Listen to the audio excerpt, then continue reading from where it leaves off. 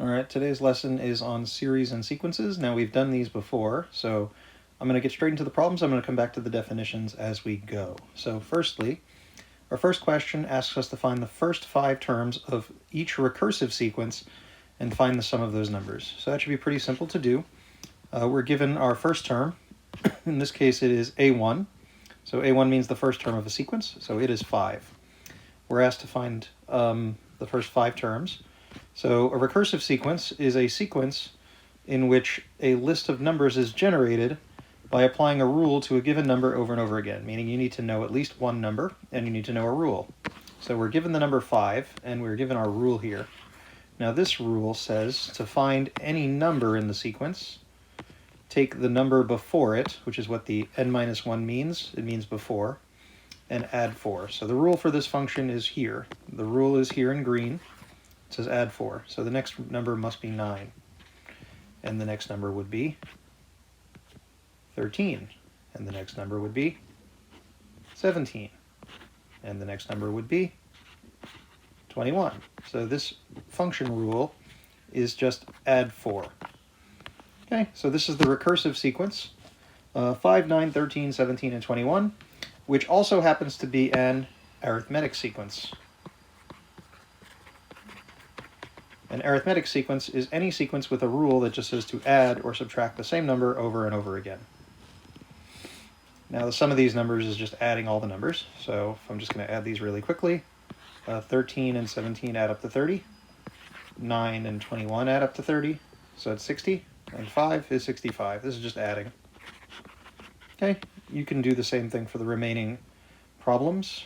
The only thing I'm going to address is that f of 1 equals 8 is the same thing as saying the first term is 8, and f of n and f of n minus 1 is the same thing as saying a of n and a of n minus 1, so it's the same thing. So this one has a rule of subtract 5, but I'll let you complete these problems on your own.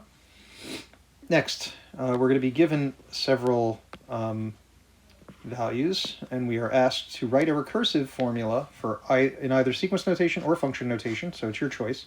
I recommend you use sequence notation. And it's if the sequence is arithmetic or geometric, we need to state that and identify the value of the common difference or ratio. So we're just going to do the first 2 problems. So firstly, we have to figure out what a rule might be to get from one to the other. So to get from 3 to 7, I would add 4. Now I have to verify that I can do that to get to 11, which is also plus 4. So this means that this is an arithmetic sequence. And in this case, the common difference is 4, meaning we add 4. To write the recursive sequence, we have to write the first term, which is 3, and a rule to get the second term using the term before it. So the rule in this case is add 3. So I'm going to convert this to a rule.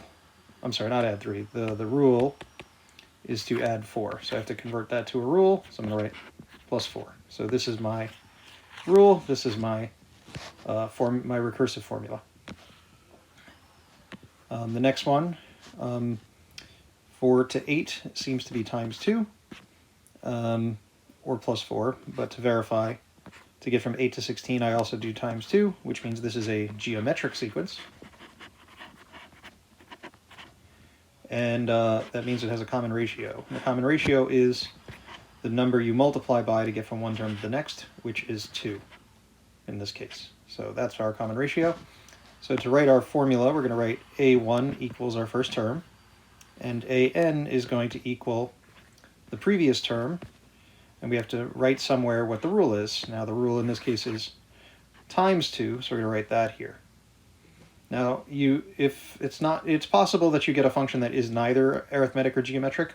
So as long as you identify the rule, you'll still be able to write a recursive formula. So I'll let you try the remaining problems on this side. Let's move on to the next side. All right, so now we're going to be talking about explicit sequences, which are sequences that can be made with a single formula. So we're going to apply a single rule. And arithmetic and geometric sequences are the types of sequences that can be written as an explicit formula.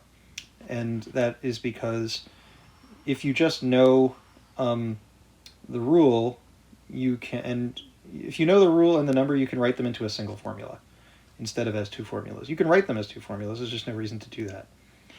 So the rule for the common difference is to find the common difference, we just have to subtract two values in a row, and to find the common ratio, we just have to divide two terms in a row. So we're going to take a look at that now. So firstly, it says given each sequence is arithmetic or geometric, so we know it's one or the other.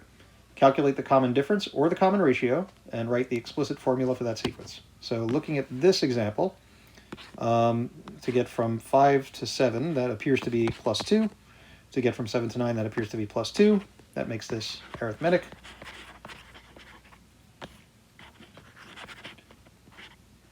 The rule is to start at our first term and to add 2 n minus 1 times. In other words, to get the third term, a3, we have to start at 5 and add 2 twice, or 3 minus 1 times. In other words, I'm going to add 2 and add 2, which is where this n minus 1 comes from. But this is the formula for finding the third term. This is the formula for